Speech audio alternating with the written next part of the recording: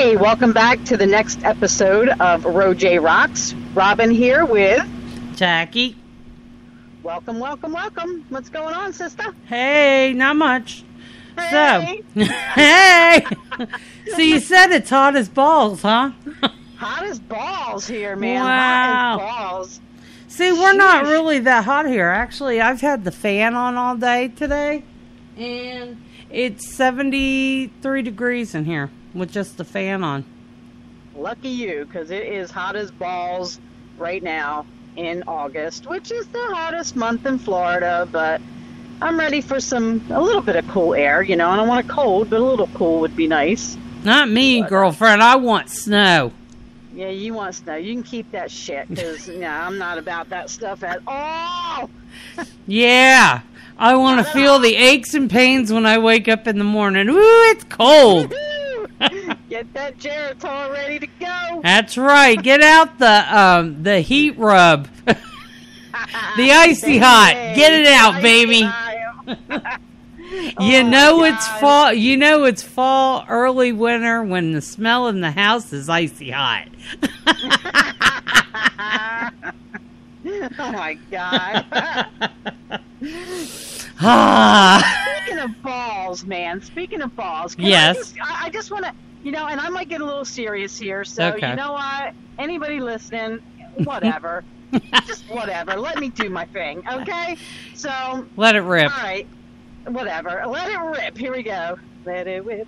Oh, wrong song. Okay. So, people just have a lot of balls. Okay, I'm getting pissed off. Okay? I have balls. And I'm going to... you have balls? Yes, I do. They're large. Actually, AC/DC said they were considered the biggest balls of all. Just to let you know, but go ahead. Okay, all right, man. You keep that shit to yourself, girl, all right? As long as they're not hairy, I'm okay. No, they're not at all. They come to a fine point. Oh my God! Okay. We're getting off topic. I can't write with them, but they said they're like eraser heads. Oh my God! Just don't catch. I have to be careful. I don't catch it on my elbow when I go to put my elbow down, because I'll let out a scream. Ah! So, but go ahead. I'm sorry, I interrupted. Okay. Oh, shit. Okay then. Okay. I'm gonna try to get serious now. Yeah, I know. See, damn me. Anyway. Killing me, Smalls. Okay, so all right. So I'm annoyed because I'm just gonna put this out there. We're gonna get a little political here, but I'm annoyed at the fact that people have balls enough to criticize Donald Trump for what he just did for the people in Louisiana. Yeah, I know. Isn't that amazing? I mean, you know what? Oh, I hate Donald Trump. And he's out there doing something nice for a community in need. And, and everybody's like, oh, I can't believe he went out there. He made it political. Play-Doh. And they made it all about the freaking Play-Doh. Okay, asshats. Yes, he brought Play-Doh for the kids. For the kids who just lost everything running down the street from their home in a big old flash flood. Okay? But what about the water? What about the food? What about the other supplies that he brought in on his own dime? I know. Well, Robin, the thing is, yeah, and you're right about that. See, the thing is, and this is what I've finally come to realize. And I have, like I've said before, everybody has their own opinion, okay? And I respect your opinion if you feel that you're that right. How is it that you're that right that you could sit there and watch somebody play golf, okay? Then turn around and watch some lying, sorry sack of shit that did a bunch of shit that resulted in people dying, and then turn around and say, well, our lifesavers are going to come from whoever this other guy that they're talking about that's running the other two that to be honest with you, because I'm a Trump fan and I'm a follower, I don't care. That man right there is going to be what puts us back on the map. If we don't have someone like that, we are going to end up worse off. And this is what I can't understand. Because of the way, Robin, the thing is people have been, all right, when he first came into office, okay, yes, we still had jobs, and we still had them pretty much, to where people could get a job, okay? Yep. Then, all of a sudden, shit started shutting down. Now, you know this yourself. Look at Millville. What used to run Millville? Yep. Okay? The last time, right before I left, I drove by, and I was crying, because I remember when I moved to Millville, Holly City, it was beautiful. I know you had your share of stuff there, and you had your share of issues. Look at it now, people. Come on. Vineland, New Jersey used to be absolutely beautiful. Everybody did their thing there. Look at what's going on. Bridgeton. Oh, my God. Bridgeton was gorgeous at one time. What is going on? Why is it that we feel we need to take in every single person? Okay? Yep. We cannot do that. We have people that are American born here that have to survive. Okay? I am not putting down any color, race, religion, nothing like that. But we have to take care of our own. Absolutely. If you don't want to follow the rules, you don't want to do this, you don't want to do that, you want to bang, bang, shoot them up, all these freaking gangs and shit like that, then put them together in a gang. I say make a big-ass gang. Then hand them guns and tell them, no, hey, you're going on a transport. And you know all that shit that you know about shooting people? We want you to go over there. Now, if you survive over there and come home, then we'll talk. Yep. Then we will talk.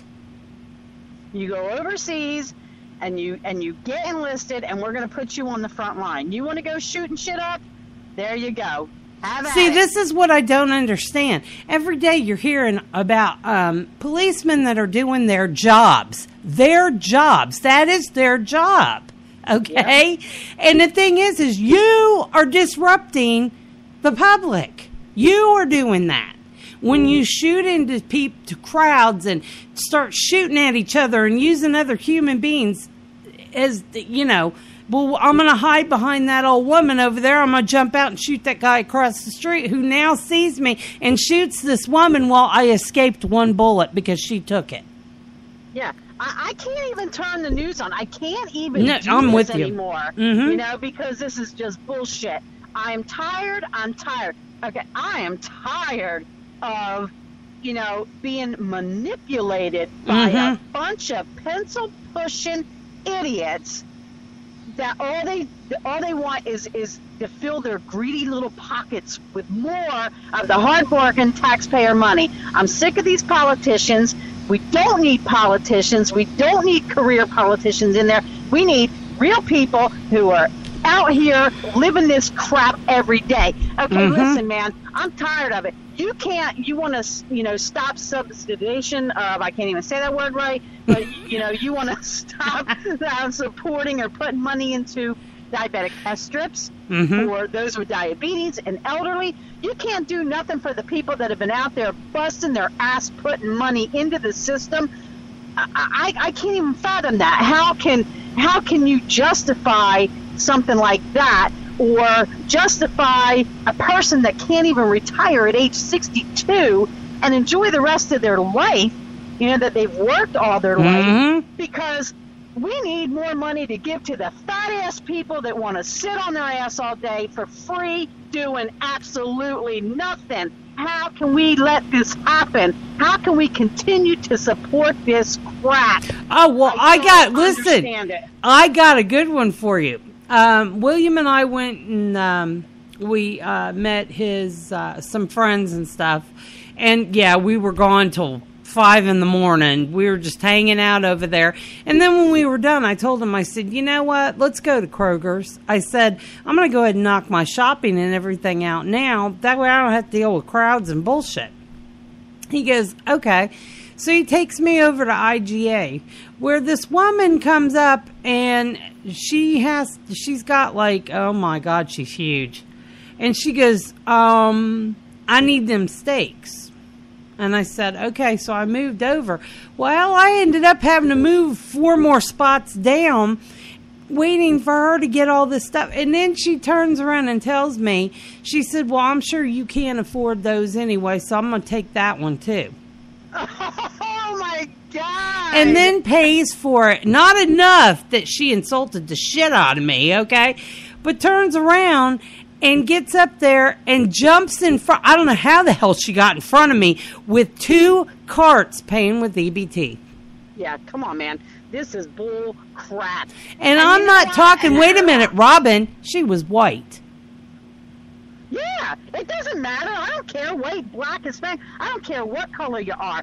If you can walk in there and you can eat up some steaks, then you need to be out there working. Do you know how much? I understand there's people with disability. I get that. And if you have a disability and you're on disability because it's a medical issue, that I get that. I understand that. I'm not talking about that. I'm talking about the people that are absolutely capable of getting up every day and going to work. You know what? Let me tell you something. When my situation with my leg, recently, well, it's been a year now, there's days I don't want to get up. But you know what? I got to get up. I have to get up and I have to go to work. Ain't nobody paying me nothing. They're not giving me no free movie check, and they're not giving me no free groceries, and they're not giving me a free car. They're not giving me free nothing. No phone, not shit. And I'm tired of it. I am tired of being that American out there who busts my ass every day to pay for my stuff by myself, and I've been that way all my life, okay? I've done nothing ever for free. I've worked for it, supported 2 kids by myself, and have done this on my own. And it pisses me off, and this has to stop. We cannot continue to do this. We can't continue to do this. I don't care who's out there that doesn't like Trump. You got to respect the man for what he did in Louisiana, and if you don't respect him, then you're an idiot, okay? And I'm just going to say it. You're an idiot. Because when Bush didn't show up down in Louisiana, when Katrina hit, all hell broke loose. Yep. Okay, but it's okay for Obama not to show up, and help these people out. I just think it's I don't know who likes it and who doesn't like it. That's just my opinion, and I'm sticking with that. I'm tired of it, and we need to get the career politicians out of there, and that's all I got to say about that. Well, okie dokie. Alrighty then. Oh, God, I feel so much better. Well, the sad thing is I've noticed, and, I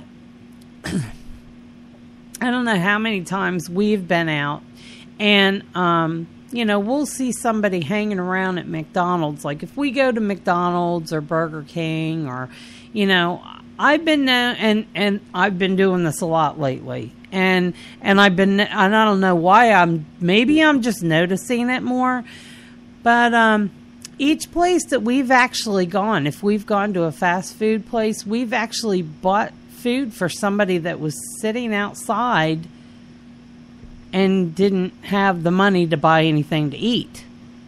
Right. Legit. Okay, and the thing is your own charity. That's what you want to do with your money, and there is nothing wrong with that. Right. And I've done that too. Let me choose who gets my money. Right. Let me choose. Right. And the thing is the last time we went to where the hell was it?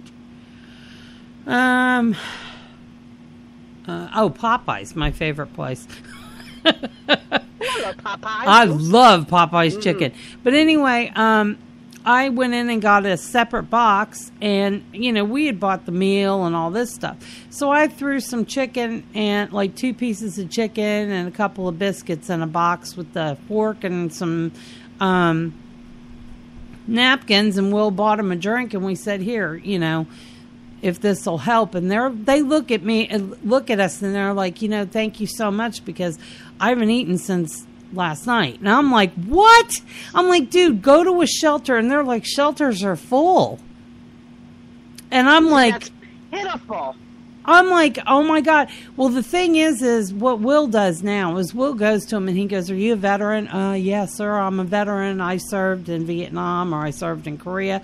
And Will immediately goes and gets them something to eat. And then he gives them, he goes, this is not much, but this is what I have right now. And, $10.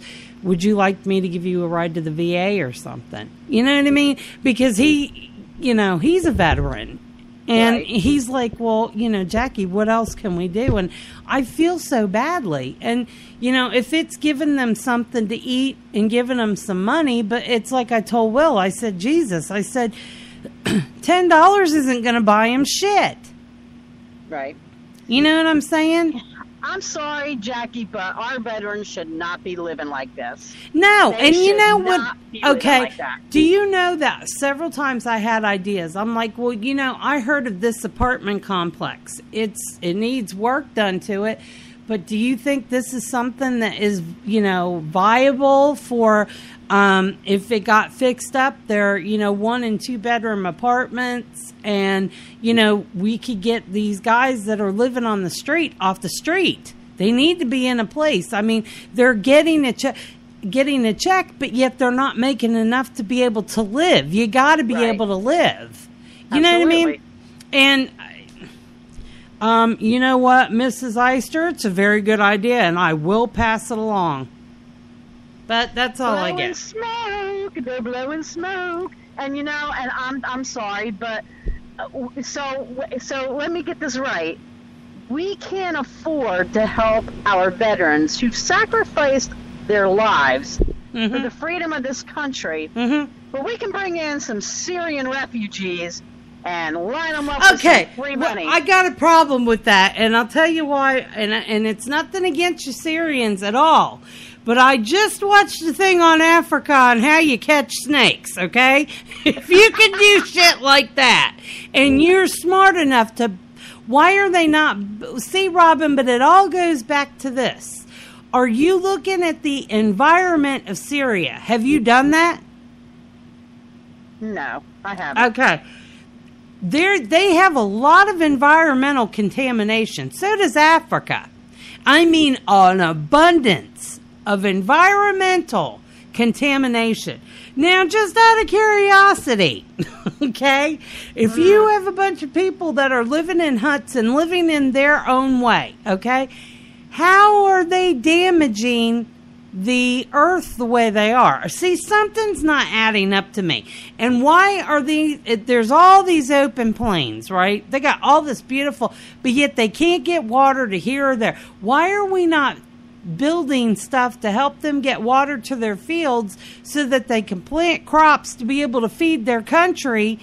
And that way, I mean, come on. Dude, the great Sam Kinison said it the best. How did they not evolve to where they can think of that shit themselves? Well, if they can catch a snake by using their own body, did you see that shit? I saw that on Facebook. I did. I was like, oh my God, because you hear him going, and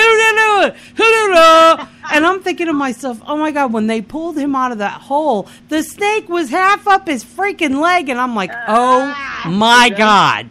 But that's how they kill snake. That's how they catch snakes, these big anacondas, to feed their village. They use their own body. Well, why are they not smart enough to figure this crap out? Irrigation. Why does anybody have to go over there anyway? But Robin, if they don't know, but if they don't know how to do it, then show them.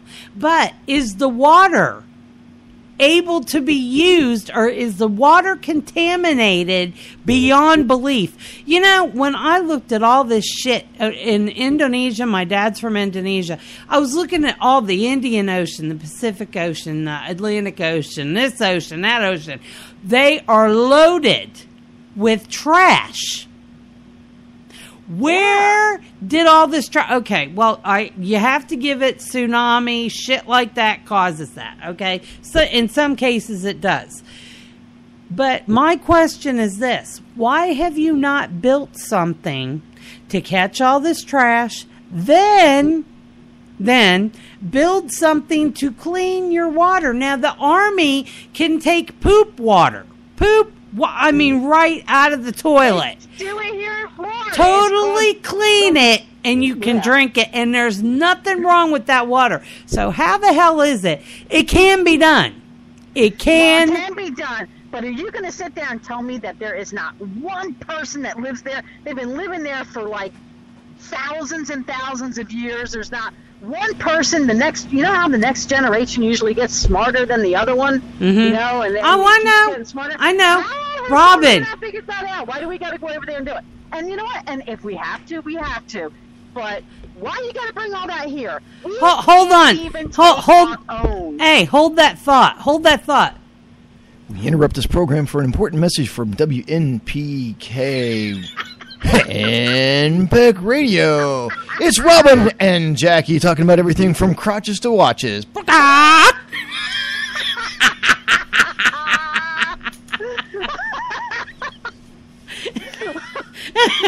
is it? No, Robin, not the poop water.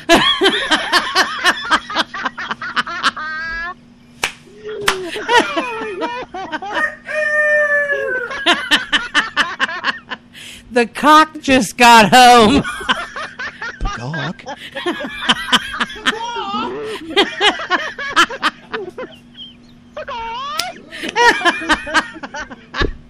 Oh, man. Oh, my God. Yes, happy anniversary, my darling. Yes. I made my husband. And Will's anniversary tonight, Yes, it people. is. Yay! Yay!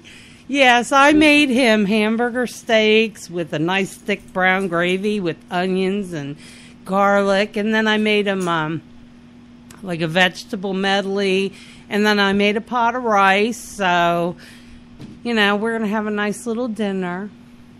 Aw, that's so sweet. Yeah, I'm just so sweet. I guess marriage can be bliss. I guess.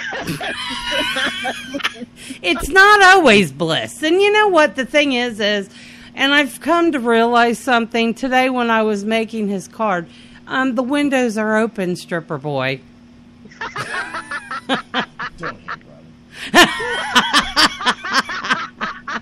You want to roll those shut the right way, not the other way. Because that means they can see that side right there. They can watch you. Speaking of balls. Sweaty balls just got home. Sweaty balls. Yay. That's something to look forward to right there. Oh, don't. Because he'll come in here trying to rub them all over me before he gets in the shower. Oh, my God. Yeah. And then I'm like, ew. And he's like, what? But they're mine. And I'm like, well, take yours and go somewhere with them. Oh, my God. At least he doesn't do the scratch and sniff like the other one did. Oh, man. Yeah, hey, Jackie, what? Smell. I'm like, God. You asshole. The smell of a hard-working man. And I'm like, you're disgusting. My God. They can't make that in a candle scent, for God's sake. Oh, no. You know why? And I figured out something. And I really do believe that's why little boys like to stink sometimes. Seriously. It's the whole deer bait. When we go to, like, the hunting section in Walmart or something. No, Jackie, tell us why we like to stink. When we go to the, like, Walmart, and he's like, I smell. And then he's over there smelling deer stink. Who is? You. If it stinks, Will's on it. That's deer stank. He's like, you know what this is? And I'm like, no, I don't know what that is. And you know he can tell me what kind of stink it is without looking. That's nice. Like, this is odd to deer balls right here. This right here would be the sweat off a moose's ass right here. And then you turn it around and say moose's ass sweat. And I would be like, oh my God. Oh,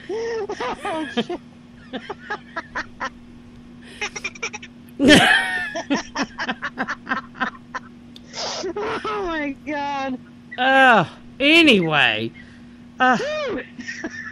You know, I got to thinking about something today and I started laughing. You know, back in 2000, what was it? Go ahead, dear. I know you're dying. And now for a word from our sponsors here at HMPK Henpick Radio. Dog Sweat. When you're on the prowl to make something howl.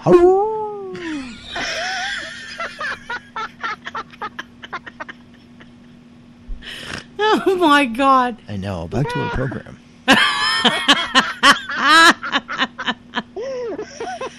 Oh, my God.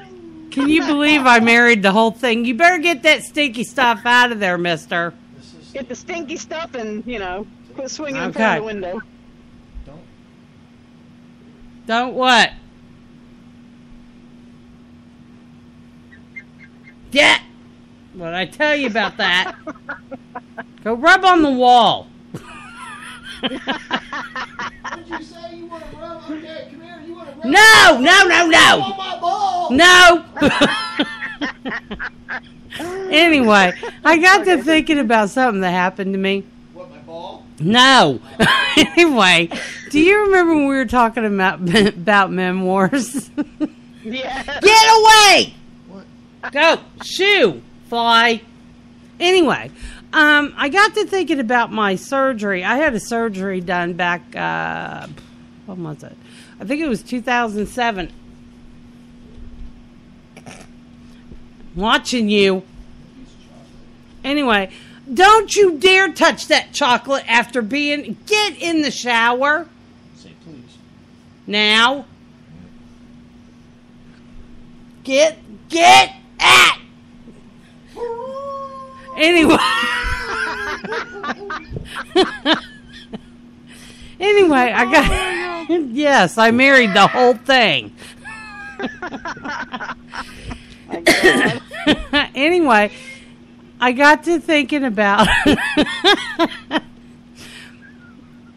I had to have an epidural done, okay? Or what do they call a saddle block? I couldn't feel my legs, okay? And the thing is the surgery that I had done, I had lost the pregnancy and they had to take it. So, I don't know why. And God has a sense of humor when it... Get back. God has a sense of humor when it comes to that. And I'll tell you why. Most people are like, that's kind of, And I don't think so. I thought it was kind of God's way of saying it was going to be okay. But anyway, I woke up from the surgery, and I knew what I had been there for. And I was actually the very first surgery at the new hospital in Vineland. I had a great, great doctor. But anyway, I got in there, and they did this. I, was knocked out, came to in there, and I started screaming. I will never forget this as long as I live. I started yelling, oh, my God, I came in here for one surgery, and they cut off my legs. I was screaming so loud. And anybody from Vineland that was there for that, in that surgical suite, will never forget this. They were laughing so hard. Joey and my ex-mother-in-law heard me screaming all the way out there, okay? He comes running. He's like, what's wrong? I'm like, oh, my God. And he's like, what? And I said, they cut my legs off. And he goes, Jacki, they did, remember, they blocked that. And I was like, and so I passed out. I don't know, I passed out. Woke up again. This time I'm screaming even louder. And I've got everybody running because I'm scaring the shit out of the other patients. And I'm like, oh my God, I can't feel my legs. They took my legs. Oh, you read about this. And meanwhile, I'm like half in and out of it, right? I'm like, you read about it all the time in the Inquirer. And these nurses are cracking the fuck up.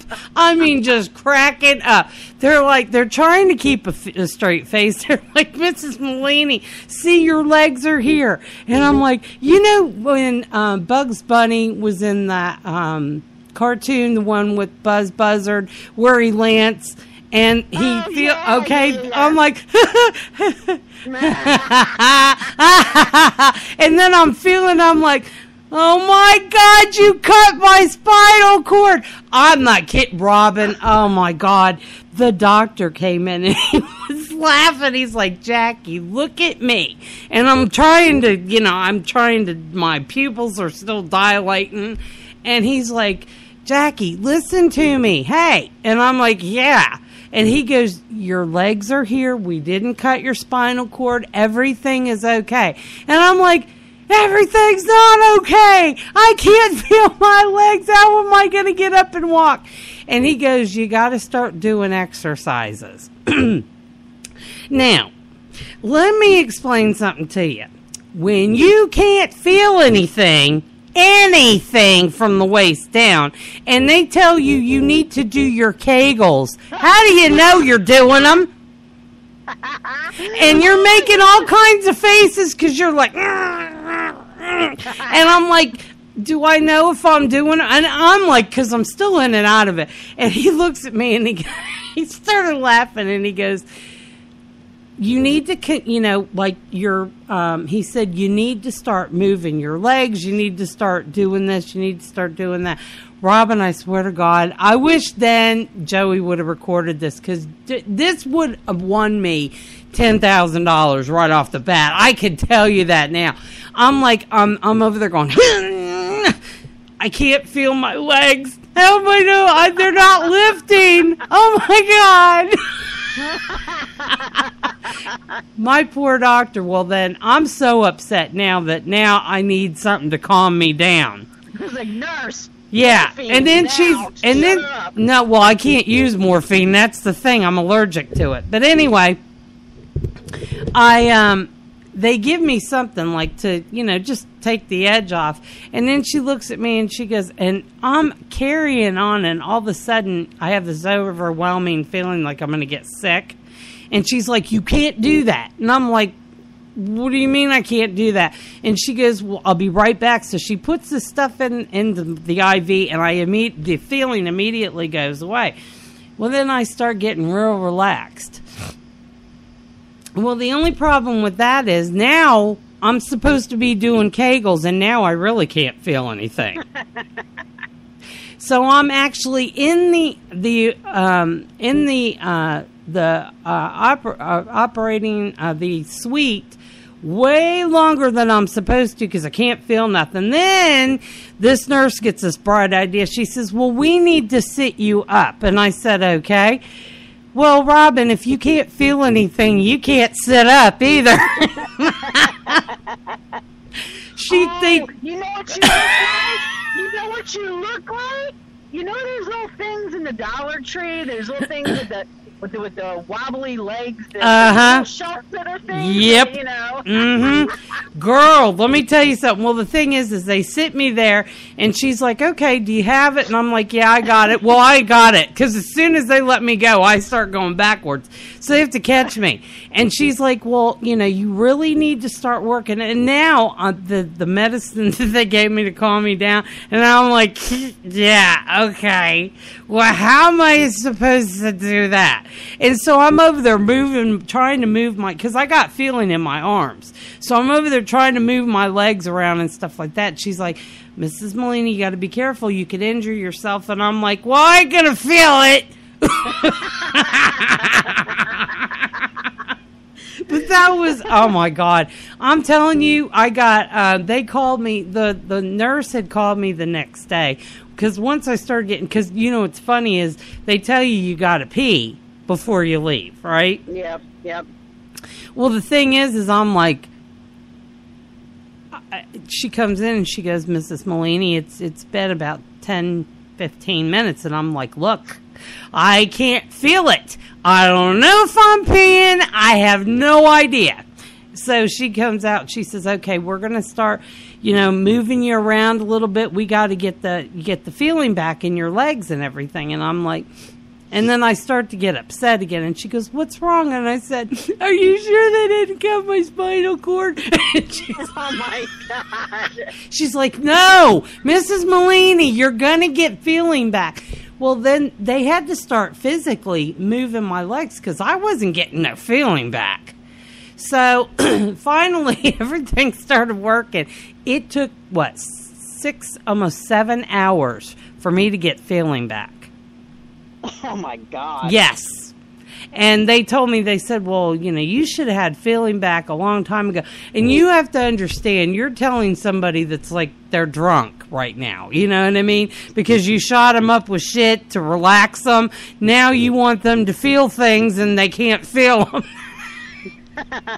But oh my God, I had to bring that up. I don't know, I got to thinking about that today and I started laughing my ass off in the shower. I just thought it was funny because every now and then when I get sad and I think, all of a sudden it's like God will throw that on me real quick and I'll start to laugh and I'm like, okay, I get it. Have a sense of humor. Yes, it was a loss, but you get over it. You know what I mean? Yeah, but that's tough, though. That is hard. That's a hard thing to get over. Yeah, it but really is. I mean, I think of it this way. Okay, it wasn't meant to be. So, I have a beautiful stepson, so I don't worry about that anymore. I just thought it was funny as hell today. I don't know why. I just I got to thinking about the way I was acting in there, and I was beside myself. I was like, oh my God. But anyway, let's get to, what? The one thing we don't talk about is religion. Why don't we talk about religion? Oh boy. Okay, that's a tough one. Because that's a tough one. Okay, what do you want to talk about with religion? Let me just tell you. Okay, now, okay, I've had bad experiences in churches. Mm-hmm. And so I don't go. But that's not to say I don't believe in God. Right.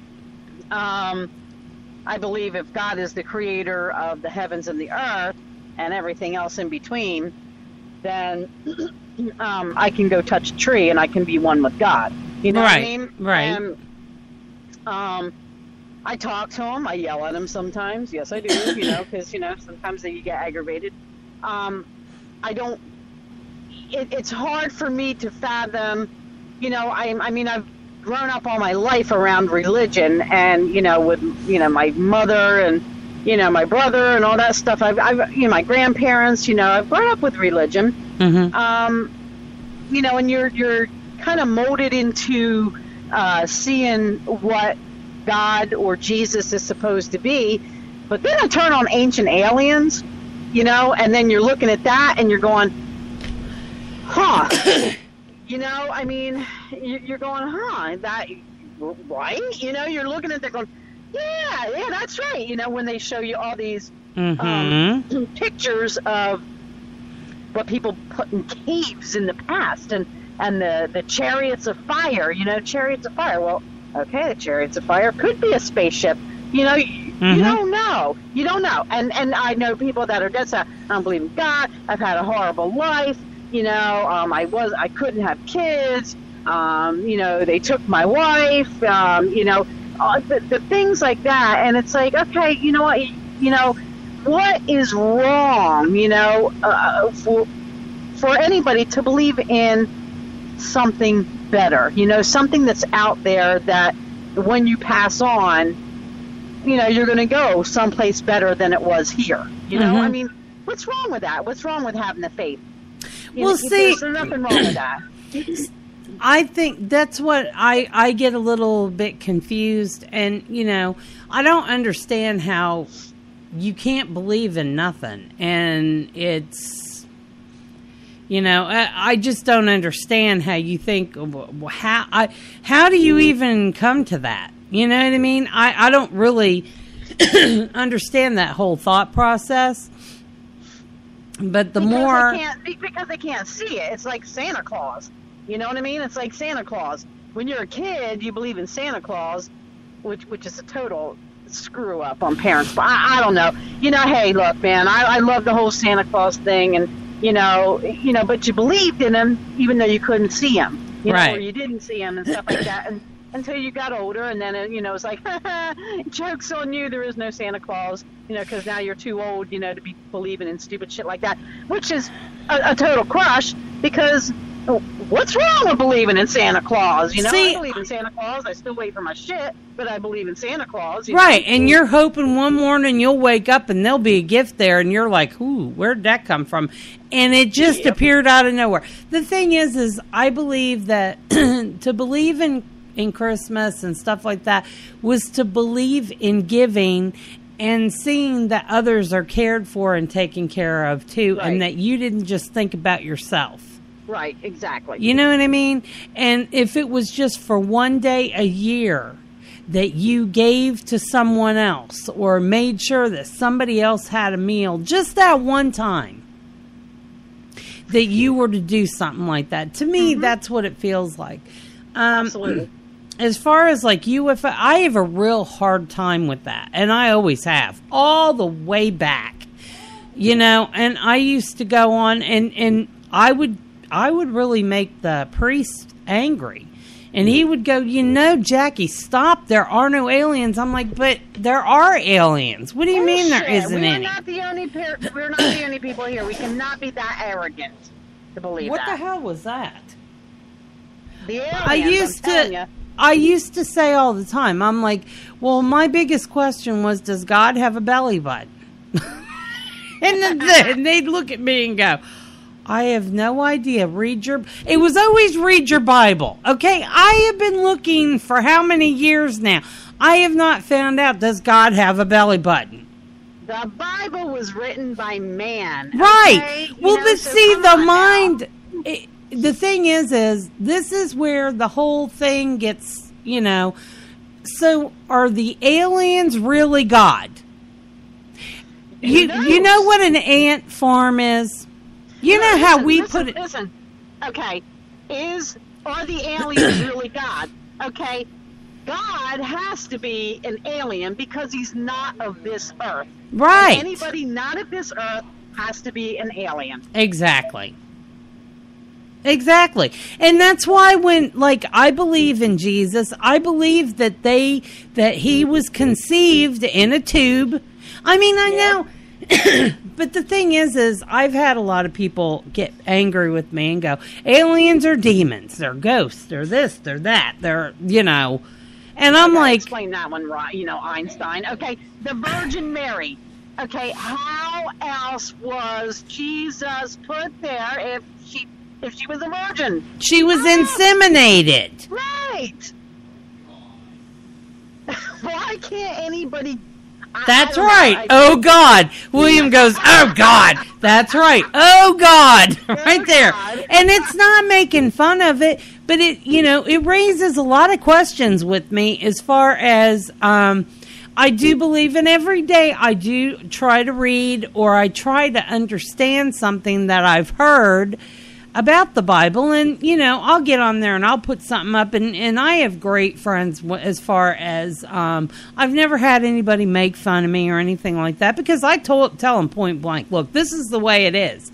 I used to be a full-fledged pagan, okay?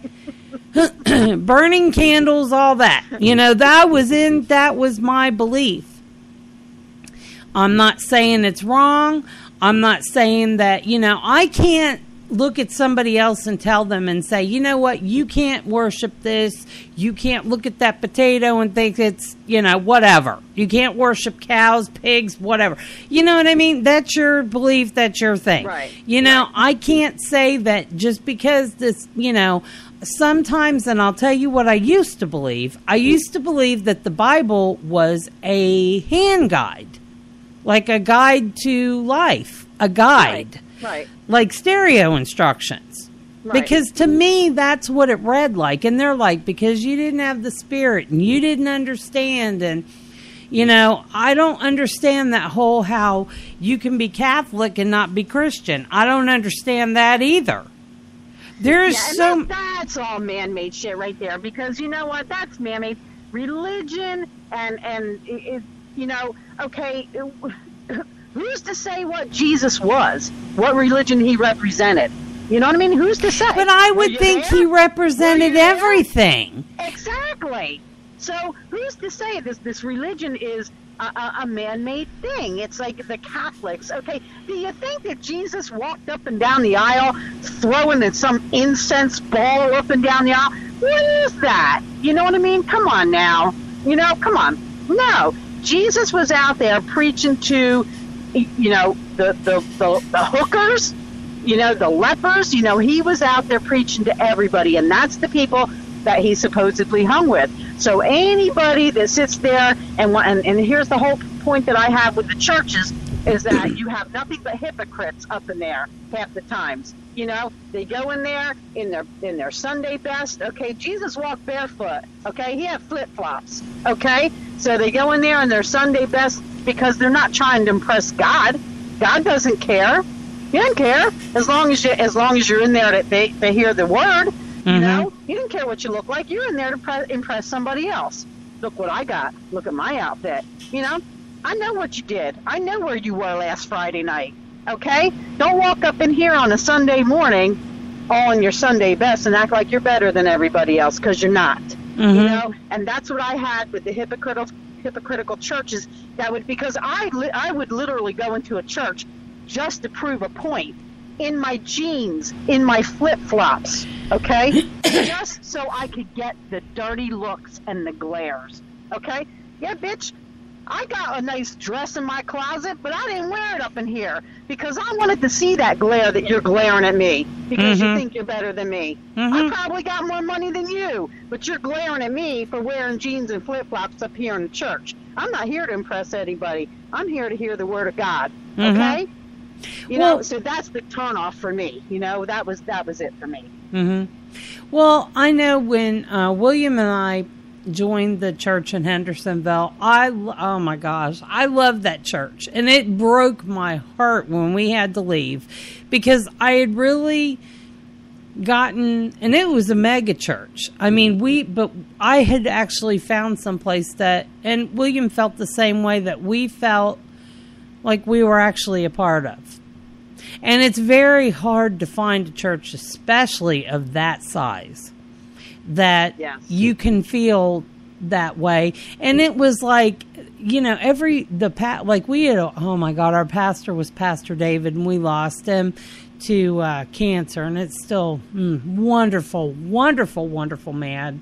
And, we had some great pastors that came through there, and just amazing people, really amazing people. And, I wished, and I remembered when I used to go to church in Carterville in Illinois. We used to go to this little church in Energy and the Catholic church we went to in Carterville. And I loved going to church in those two places. I loved it. And it just, because there was such a connection with family, we would, everybody would hang out all the time. I mean, we learned things, but we all learned it together. You know what I mean? Right. And, it felt weird that I hadn't had that feeling in a very long time. And then we went to that church in Hendersonville.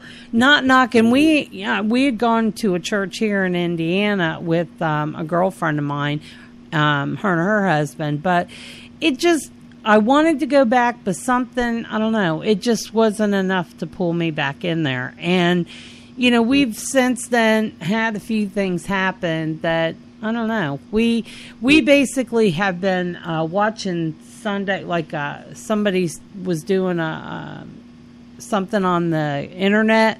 We've been watching that because it seems like we're getting more out of it than going to the actual church. Right. Right. I mean, you really have to have and there was only two preachers that I can ever remember that really moved me, where I felt something that, and I didn't feel like it was rehearsed or staged or, and there was two preachers. One was, I went to a service the night before Thanksgiving. This was years ago, okay, back in Millville. And, there was probably 7 or 8 preachers up there, and they would take turns, and they were all from different churches, and they would take turns kind of, giving the word. Well, there was a Baptist preacher there. He was amazing. And I loved, I'm like, oh my God, this guy, everybody else, I wanted to fall asleep. He moved me. You know, I was like, wow, he is amazing. And then Reverend Watts, who was in a Millville church, and then he ended up getting moved somewhere else. And I hate that when, you know, they move these preachers all around because you get attached to them. You know, and he spoke a sermon every single Sunday that I swear to God was written just for me. Because every time he preached it, and it hit your heart. He preached it on your heart. Yep. Yeah, and it was about what I was going through, and you know, and when my ex-husband and I were having problems, you know, I went to him, and he, you know, he and I talked, and he talked to my ex-husband, and you know, and he was trying to save that marriage, and you know, and I told him flat out, I said, I'd love to come to your church, but I don't come in here trying to impress nobody, because I'm going to tell you right now, I smoke, I drink, and I cuss. Okay? And he's like, okay. He's like, come as you are. And I'm like, all right, because I'm never going to pretend to be something that I'm not. I said, so you will never, ever see a fake Robin. Everything that you know and see about Robin is real. And, you know, because I'll never try to lie about that, because I'm not. What would I have to gain by that? Right. I couldn't care less, you know? Yep. And he was like, I love that about you, you know? And I'm like, if I want to come in my jeans, I'm coming in my jeans. He goes, you can come in church. I don't care what you come in, as long as you come in to hear the word, you know? And he was amazing. And then they moved him, you know? And it was like, Dad! You know, I was like, why? You know, and then... you know, and that was that, you know, so. Aw. Well, see, we had a weird experience with, and I'll tell you why. I have to say it's weird, okay? And it's just no way around it. It was my birthday, and I don't know what was going on with me. I started saying crap, challenging God. Oh, I was pissed off. It was my birthday. I was mad as hell. I don't know why. And I'm like, you know what? She didn't get no cake, damn it. She didn't get a cake. Oh, no. I had a beautiful birthday that day. He made, you know, he took me out to eat. He got me a birthday cake. He got me a gift, a card, all that. I don't know. I had a massive bug up my rear end. But anyway, I was walking around in there, and I'm crying, and I'm like, you know what? I said, you're so GD bad. And I'm like, well, okay, you're so bad. I said, why don't you show me a church? Why don't you give us a place to go and stop dicking around? You have no idea, Robin. I was like beside myself. Well, William goes like this. Will goes, okay, I'm looking for churches. I'm like, you know what? I want to go to a church on my birthday. You know, I want to see if he's all that he claims that he is. We'll see about this. Okay? So, I told Will, I go, Will looks... Yeah, I can barely hear you. What's going on? I don't know. You're breaking up really bad. Here, fine. I got a thunderstorm. Hello? Hello, thunderstorm. Can you hear me? Yeah, now I can. Anyway, okay. Real quick, I'll try to make it quick. Anyway, so we found this church. I said, I want to find one. I said, now I want a church that's got evening hours, and I want good people that are kind of like us. Well, we found this church, and I thought we were at a mall. Seriously. We had to take an elevator down. And I'm looking around. I'm like, this is not real. Is this like, you know, Joel Osteen kind of church? And Will looks at me and he goes, well, you know, you said you wanted to come to a good church. And something just attracted us to this church. We get in there and we're walking through the doors. We walk through these double doors and there's this humongous stage. And you look and there's a whole ton of people there. And I'm like, we both froze. We stopped where we were. And William gets very nervous being in crowds. He just does. It's most vets that have PTSD have it. And they do. Well, I thought somebody had come up behind us to move us along. You know what I mean? We both felt a hand on our back push us forward. So I turned around and I said, I started to say, excuse me, and we both looked at each other. I said, did you do that? And he said, no, I didn't do that. And about then, I'm getting freaked out. Well, they start talking. And so we said, we'll sit in the very, very end on the very, very back row on the very end next to the walkway. This guy comes out, and one of the most amazing guest preachers that I had ever in my life seen. This man had been through all kinds of stuff in his life. I mean, things that you could only fathom this man has gone through. He turned around and he pointed at me and Will, and he goes, so you have questions. He said, what is it that you came here looking for? And you have to understand, on the way over, I'm bitching and carrying on, and I'm God this, and you're gonna that, and you'd better show me, and so on and so forth. And he goes, well, you know what? I have a message for you. And I almost cracked. Will and I looked at each other, and tears came down our face. I'm like, wow. He started talking exactly about what I was screaming about in the car at the apartment, and William and I started going back and forth, because once you feed one, the other one starts going. And we looked at each other, and we're holding hands, and I'm like, wow. Well, about that time when he was done with everything, he said he looks out and he holds his hand like over towards us, and he goes, I really do feel you need to come down here, and you need to get with the prayer partner, and we can take you in the back, and we can, whatever it is that's laying so heavy on your heart, you need to come in here, you need to just come on down.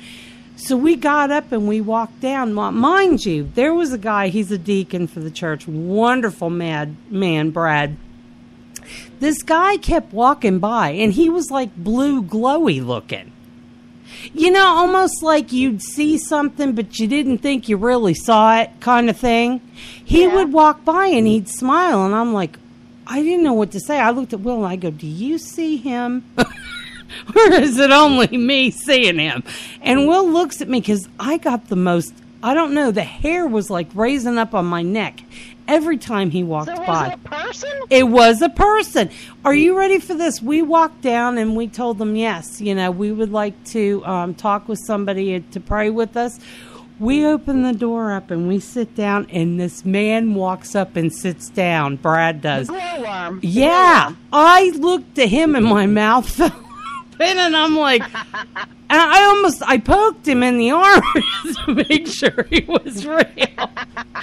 And very nice, baby. Very nice. Mm-hmm. Wow. So, anyway, I thought to myself, this has got... Go ahead. We thought to ourselves... So, anyway, we started talking to him, and he brings over another pastor, Pastor Elliott, wonderful man. So then I'm like, I really don't understand why I'm here, but I was brought here for a reason, and I know it. And they started talking to us, and he looks at me, he says, ask me any question that you want to know about the Bible. And I said, well, it doesn't do any good. I open it up, and he never answers Does me. God have a belly button? And so I asked him, I was asking specific questions about, religion and whatnot. And it was weird. How come he could open the Bible, and when he did, the question that he wanted answered was answered? I just kind of sat there stupid, and he goes, do you feel like giving yourself over to Christ? And I just sat there, and I was like, I started to cry, and I said, well, I would love to, but I don't know if he really wants me. But at that point, Robin, that's when Will and I connected with them, and that's when we went in, and I completely gave up Catholicism, paganism, all of that, and Will and I were baptized Southern Baptist. Hello? Yeah. What is going on? Hello? Hello? What happened? All right, I don't know what's going on with this damn thing. Sorry. But anyway, that's my story, and I'm sticking to it. she's sticking to it. Glowworm helped her. Well, yes, no, he's a wonderful, wonderful, yes. wonderful man. Okay, Robin just can't, I got to go with the joke, but yes, I'm sure he is, so I'm sorry. Yes, yes. I don't want to go. If you want to call him Deacon Glowworm, that's fine, but he is a wonderful, oh my God. He was just, really, really good guy, and, we consider ourselves very, very lucky. That church helped us through a lot of stuff, man. Helped us. Go, or was that somewhere else? No, that was in Hendersonville, Tennessee, and gotcha. we came here, and actually they have a Southern Baptist church here. We just, haven't gotten back into the spirit of it. We've been watching, every now and then we go watch them online. You know what I mean? That's good. Yeah, so we can feel still connected to them. But great church. Oh my God, wonderful people. So. But anyway, we are now going on an hour, and okay. Mr. Man is looking at me. It's I've your not. Anniversary. Get off the podcast. It's your anniversary. So, real quick, I wanted to tell you, Lauren Price, her and Bob, did you get to listen to that song that I put up of his? Whose? Bob Price. Robert Price? No. Okay. No. Oh, my goodness. Well, if you've read any of my stories, there's one there. It's Christian-based. It's called Heaven's Closet. And in the basic story of it, Bob is like that, I don't know, kind of like that spirit that, how you're walking somewhere and you'll hear like music on the wind, or you'll feel attracted to something, like a building or a place. Yeah. Bob is that entity that's doing that. And it's in the story. And Sitar Bob is the one that people hear on the wind. They hear his music, and they're drawn to Heaven's Closet. And I'm planning on using some of Lauren's music, too, for Chapter 3, in which I haven't gotten that far yet. I got to finish out Chapter 2, and then I can get it further into Chapter 3. But, I'm going to be doing an interview with Lauren, hopefully next week. I was supposed to do one today, and somehow my calendar got cleared, and I was running around right after she contacted me, I'm like, oh, my God. So I'm waiting for her to message me back and let me know. I'd love to do one with Bob, but I know Bob's recently getting ready to move, so, Yeah, well, he still might do one anyway. I would think he would do one anyway. Oh, yeah. He's been awesome. And I used his sitar music for the oh, my God. It came out so good. Oh, my God. Between the two of them, she's like my punk rock princess. I was listening to all her music, and I'm like, oh, my God, I'm like, Joan Jett would just be like, really? Yeah, she's got some great music. Oh, she does. I love her stuff. Yeah, she sent me the album she had, and I'm just in here rocking out. And I'm like, wow. And, to me, all these great artists that, are, I don't understand. She's like right smack in the middle of L.A. Why isn't she signed? It's a tough process. It's a tough process, I mean, it's not about talent much, it's about who you're doing.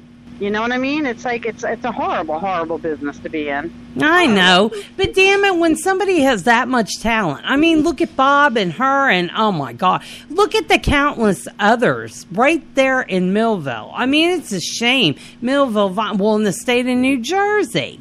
Really? Yep. I mean, come on. And then you look at all the artists and all these great, talented people in Tennessee, the ones here in Indy, the ones in Florida. I mean, come on. Yep, and then you got the, And then you got, oops, I did it again. Right. Come play with my heart. Just doesn't have music. It's just like a bunch of talking and throwdown and everything else. Well, but that's the thing. Did you hear her new song that she's got out, Brittany? Well, no, it popped up on the thing, so I had no choice. I was forced to watch it on YouTube. So I'm sitting there going, ugh. and it's all mechanical. How does she recreate that shit? I could never do that. Cher. When Cher did that song, Do You Believe? Oh, yeah. She couldn't recreate that. How the hell is Britney Spears doing it? Nope. And, and people buy into that shit. It's like, back in our day, we were told if you couldn't reproduce it live, don't do it. Right. Don't do it. Right. Right. All right, sweetheart. I'm going to cut this because my husband just plated up our food, and it looks really, really good. You have a happy anniversary, you two lovebirds. Aw, we will. Thank you. All right. Take it easy. All right. And this is Robin and... This is RoJa Roxz Podcast Studios signing off for the night here at HNPK Hen Peckin.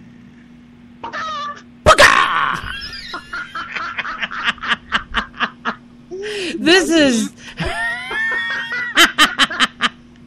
Okay, good night. Good night. Bye, everybody. Till next Bye, time. everybody. See you next RoJa week. has left the building. All right, good night. Bye.